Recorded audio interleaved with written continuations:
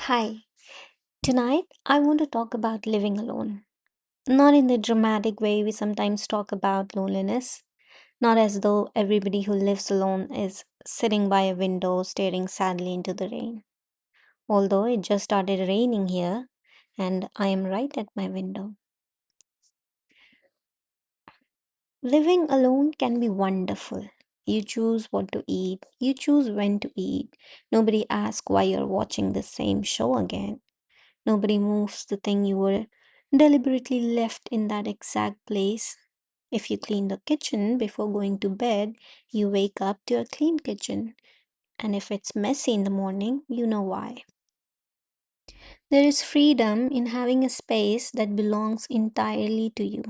There can be peace, privacy, independence, and sometimes, especially after living with other people for years, having your own home can feel almost luxurious. But, oh yes, there is a but. There is another side to it, and it tends to arrive quietly. You come home from work, close the door, and realize that unless you make a effort, you may not speak to another human being for the rest of the evening. You make dinner, eat dinner, clean up, watch something, check your phone, do your work, and eventually go to bed. Nothing terrible happened. It wasn't even necessarily a bad evening, but there was something missing. Another person's presence. Someone saying, try this, look at that, or just asking, how was your day? Or even something completely unimportant like, did you buy grocery or milk? And sometimes it isn't conversation you miss, it's simply being around people. The sound of somebody in another room, people laughing at the next table, a familiar face at the coffee shop, someone holding the door open, someone who recognizes you. Those tiny things sound insignificant until you have too few of them. Living alone and being lonely are not the same thing. This is worth saying first. You can live alone and feel deeply connected. You can also live in a house full of people and feel painfully lonely. Loneliness isn't simply the number of bodies in the room, it's more like the distance between the connection you have and the connection you actually want. That distinction matters because sometimes we respond to loneliness by simply trying to add people. More plans, more messages, more events, more social media. But you can spend 3 hours at a crowded party and come home feeling lonelier than when you left. And you can spend 10 minutes talking properly with one person and feel completely different. The WHO now describes social connection in terms of not just how many relationships we have, but also whether those relationships provide support and whether they actually feel good and meaningful. So, if you're living alone and sometimes feeling lonely, the question isn't necessarily how do I surround myself with more people? Maybe a better question is how do I build more moments in my life where I feel that I belong somewhere? That's a different problem, and fortunately, a more practical one. Loneliness tends to grow quietly. I think one of the hardest thing about living alone is how easy it becomes to stay home, especially once you have made your home comfortable. You have worked all day, you are tired, it's cold outside, you have changed into your comfortable clothes, and someone says, do you want to come out? Your brain immediately begins negotiations. I do this all the time. It's 20 minutes away. I will have to change. I have to take the bus. It's probably going to rain. Or just thinking I can see them another time, maybe Saturday. And staying home feels fantastic. for approximately 45 minutes. Then you're sitting there, scrolling through your phone, wondering why everyone else seems to be having a much more interesting life. The strange thing is that loneliness can sometimes make us do more of the thing that maintains loneliness. We withdraw, we stop initiating, we assume other people are busy, we think they probably already have plans. I don't want to disturb them. I'll go next week. And slowly, your world becomes geographically very small. Your bed, kitchen, desk, sofa, grocery store, and then just repeat. Not because you consciously chose isolation, life just became efficient. And efficiency is not always particularly good at building community. So, the first practical thing is surprisingly simple: leave the house. I know, extraordinary scientific breakthrough. But I mean something more specific than go out and make friends. The advice is terrifying. Imagine feeling lonely and somebody saying, you know what you should do? Build an entire social network. Thank you. I'll put that between laundry and buying toothpaste. Instead, step outside more often without demanding that something socially important happen. Go get your coffee rather than always making it at home. Read at the library. Take your laptop to a cafe for an hour. Walk around a park. Go to the same grocery store. Sit somewhere public. Join a class. Go to the gym. Attend the community market. Whatever makes sense where you live.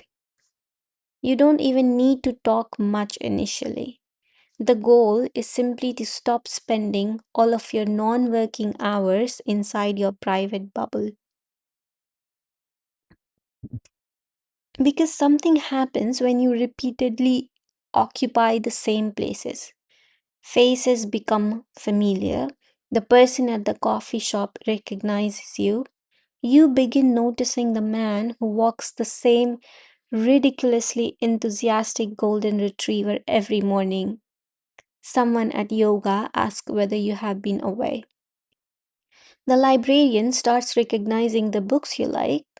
None of these people may become your best friend, but they begin building something that loneliness often removes: a sense that you exist in other people's world. And this is where the idea of a third place becomes really interesting.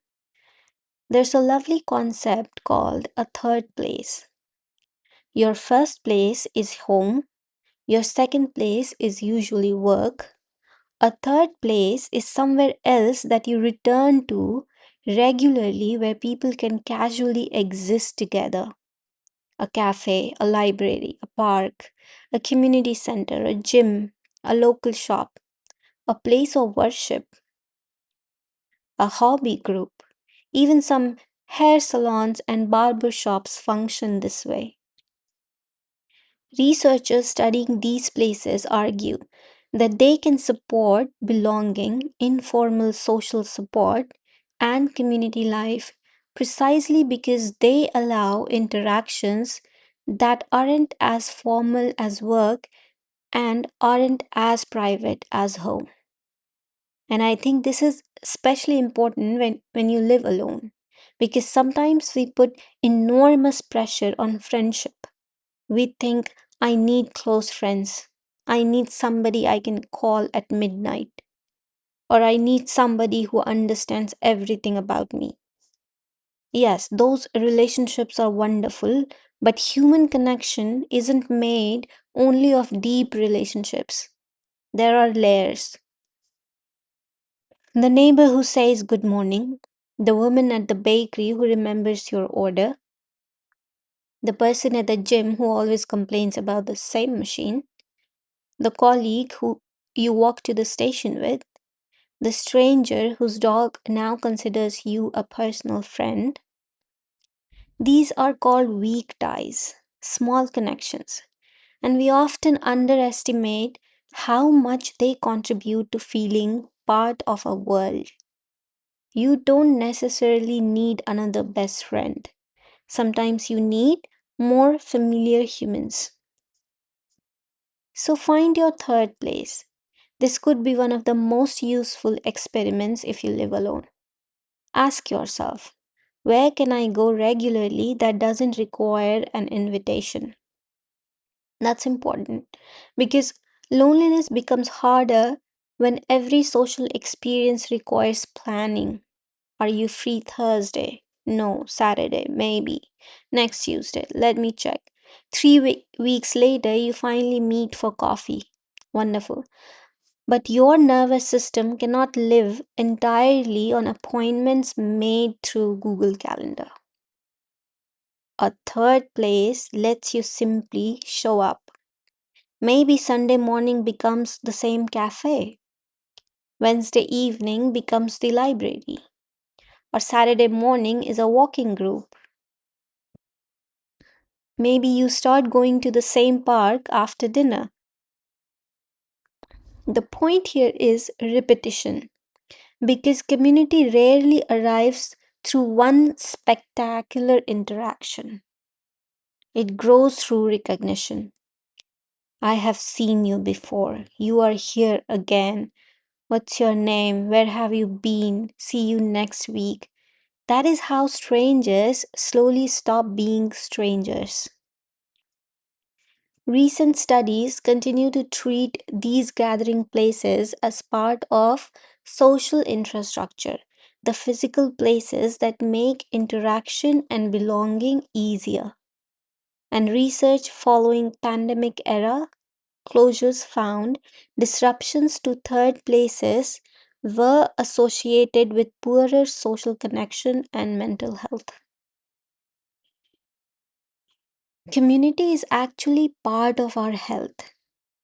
This is where loneliness becomes much more interesting than simply I feel sad because I'm alone.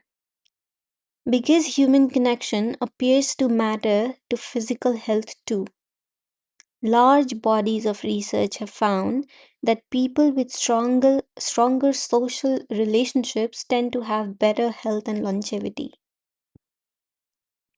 One influential analysis combined results from approx 148 studies involving more than 300,000 people and found that stronger social relationships were associated with roughly a 50% greater likelihood of survival over the period studied.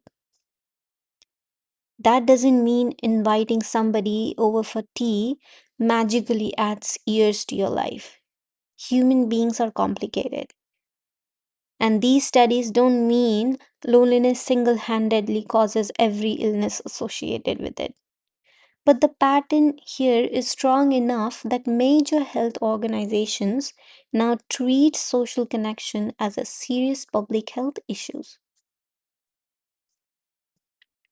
The US Surgeon General's advisory summarized research linking poor social connection with a 29% higher risk of heart disease and 32% higher risk of stroke.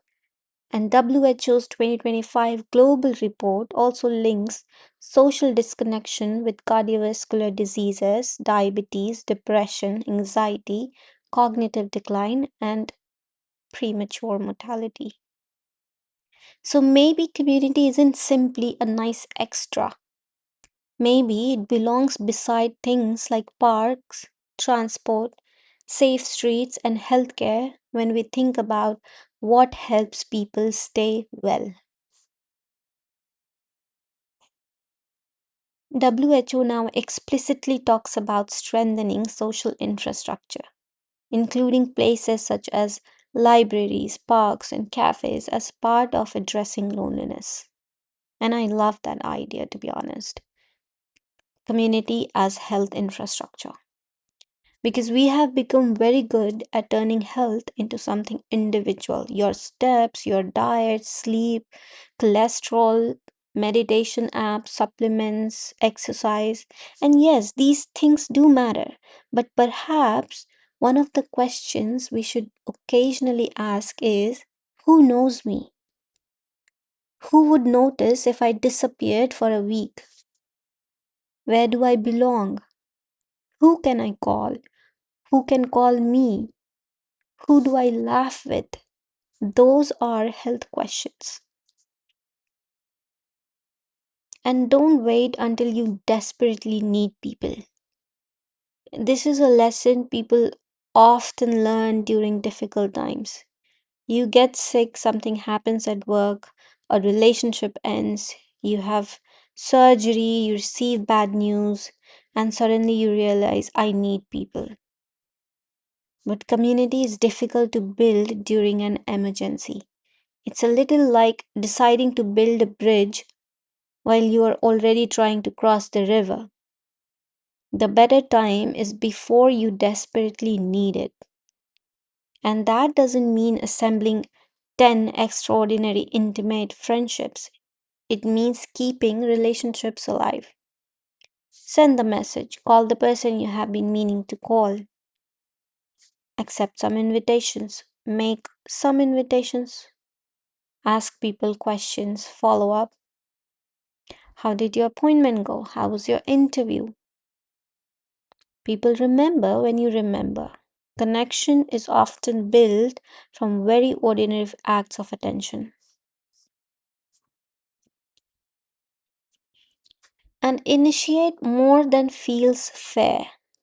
This one is annoying because sometimes you will think, why am I always the one reaching out? Why doesn't anyone invite me? And sometimes that feeling is absolutely valid. Relationships need reciprocity. But there is another possibility. Everyone else may also be sitting at home thinking, I don't want to bother them. Especially as adults, people have jobs, partners, children, commuting, laundry appointments, and somehow making plans with another adult starts resembling an international summit. So occasionally be the person who makes the first move. Not we should catch up sometime, that's where plans go to die. Try I am going for coffee Saturday morning. Want to come? I am walking after dinner. Join me. I am making dinner Sunday. Come over if you're free. Specific, small, low pressure. If they can't come, fine. Ask someone else next time. A rejection of an invitation isn't necessarily a rejection of you. Sometimes people genuinely have other things and appointments.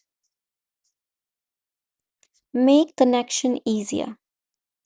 One mistake we make is imagining social connection has to be an event, restaurant reservation, perfect dinner, clean apartment, interesting activity, four people who are all available at exactly the same time. No, make it smaller. Walk together, run errands together, call someone while cooking, invite a friend over for tea when the apartment isn't perfectly clean. Say I'm going to Costco, want to come? Maybe adulthood would be less lonely if we stopped requiring friendship to be entertainment. For much of human history, people connected while doing ordinary life cooking, walking, working, washing, shopping, sitting outside. You don't always need an occasion. Sometimes the occasion can be Tuesday. Become a regular somewhere. If I had to give somebody who lives alone only one practical suggestion besides keeping existing friendships alive, it might be this: become a regular somewhere. It doesn't need to be fashionable. It doesn't even need to involve spending money. A library works, a park, community center, a walking group, or a volunteer organization, religious gathering, book club, anything. Go often enough that your absence could eventually be noticed. That sounds small, but there's something deeply comforting about walking into a place and somebody saying, "Haven't seen you in a while." It means you occupy a small piece of somebody else's mental map. You belong to the landscape. Volunteer if you can. There's another useful route into connection. Do something with people rather than trying to meet people. The distinction matters. Going to an event with the explicit goal, "I need to make friends tonight," can feel like attending an interview. What do I say? Am I interesting? Do they like me? But volunteering gives everybody something else to focus on. You're packing food, helping at an event, walking dogs, planting something, teaching, organizing books, supporting a community program. Conversation happens sideways, and repeated shared activity is one of the easiest environments in which familiarity can grow. You may not make a lifelong friend now. That's fine. You're still moving from being an isolated individual toward being part of something. WHO's recommendation for strengthening social connection include everyday actions such as joining groups, volunteering, greeting neighbors, and reaching out to people. Don't underestimate any interaction. Maybe today you didn't see a friend, but you talked to the cashier. Someone smiled at you in the elevator. You asked a neighbor about their plant. Don't dismiss those moments because they aren't real friendship. They are not a substitute for close relationships, but they are part of the social fabric around close relationships. Loneliness can make the world feel as though nobody is there. Tiny interactions remind the brain there are people around me. So take the headphones out occasionally. This is difficult, I know. And some days we absolutely need that, but not every day. Sometimes leave a little opening for the world to enter.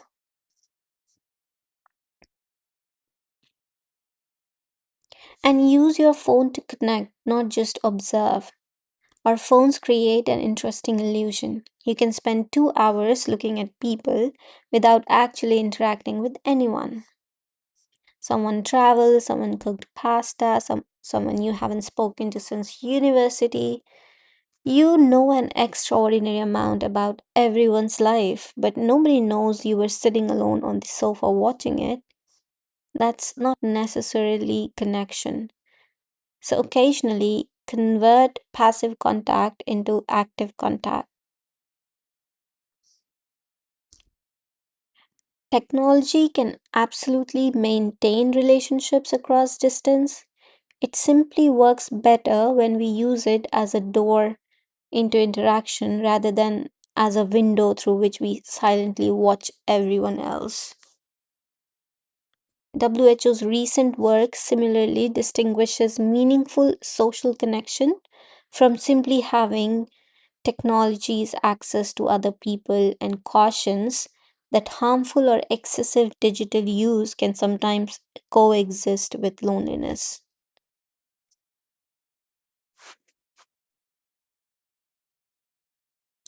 Living alone also means learning to care for your evenings. There is a particular hour that can be difficult, maybe 6:30. You have finished work, the day has structure until then and suddenly nothing. This is where having a routine helps. Not because you need to optimize every minute, but because empty time and lonely time can start blending together. Maybe Monday is exercise. Tuesday, you cook something properly. Wednesday, you go somewhere. Thursday, you call someone. Friday, you allow yourself to do absolutely nothing. Weekend morning, you leave the house before noon. Not a rigid schedule, just anchors. Otherwise, living alone can become strange because there is nobody else's rhythm around you. Nobody comes home. Nobody asks about dinner. Nobody says, "Are we going out?" So you have to create some movement for yourself.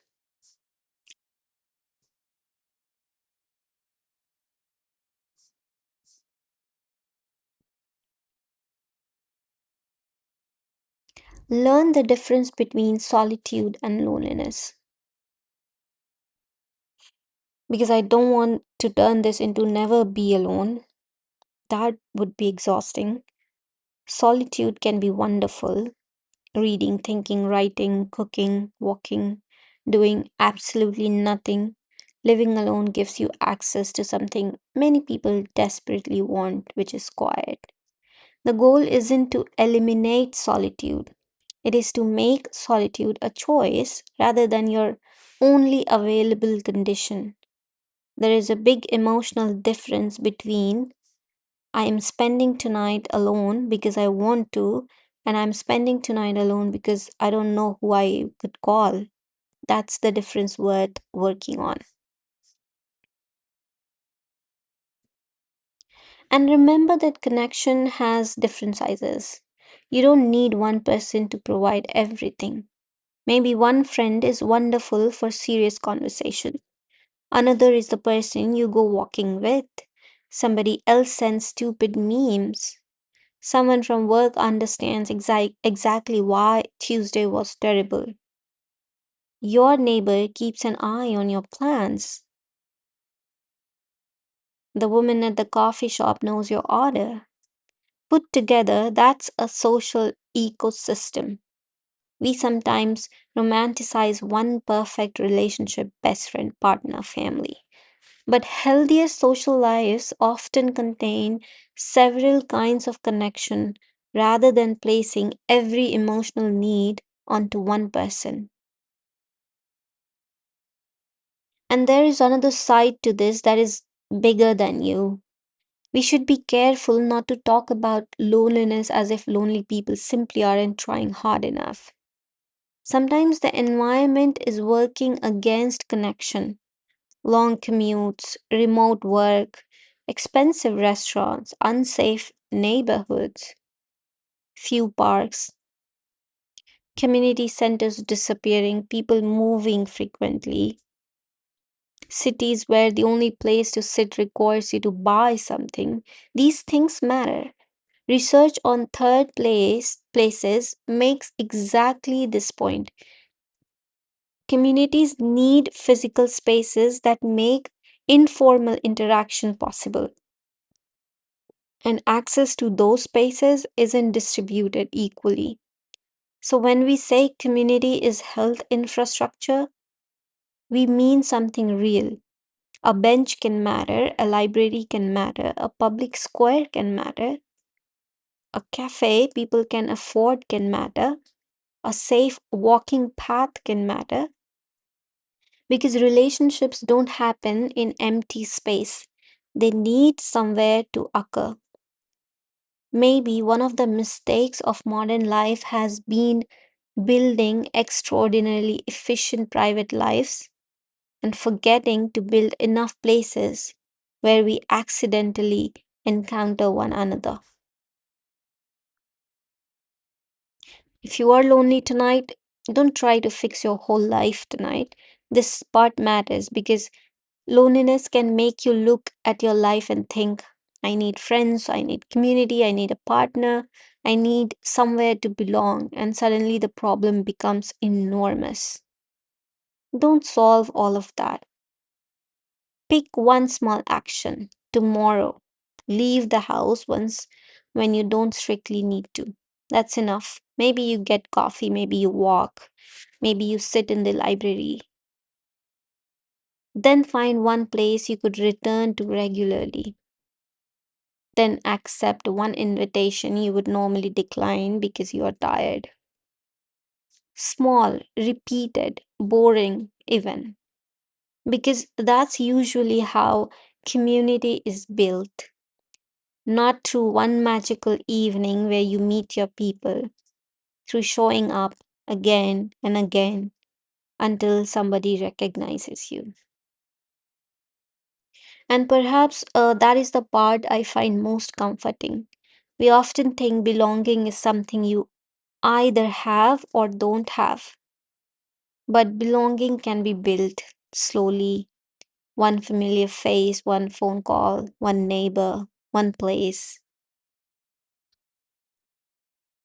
one friend who knows you're having a difficult week, one person whose difficult week you know about too. None of these things look dramatic, but perhaps health isn't always dramatic either. Maybe some of the things keeping us well are incredibly ordinary. A walk with somebody, tea at the kitchen table. And if you're living alone tonight, maybe your home is completely quiet. That's okay. You don't need to become afraid of the quiet. There can be beauty in it. Your home can still be peaceful, still yours, still something you enjoy. The goal isn't to fill every quiet space with another person, it's simply to make sure that when you step outside your door, there are threads connecting you to the world. Some strong, some very thin, but enough that you don't feel as though you're floating completely alone. Maybe tomorrow you strengthen one thread, just one. Step outside, go somewhere familiar, ask someone to walk. Let yourself be seen, and then come home again, back to your quiet room, back to your own space, but perhaps a little less alone. Hope it helps. Thank you for listening. Good night.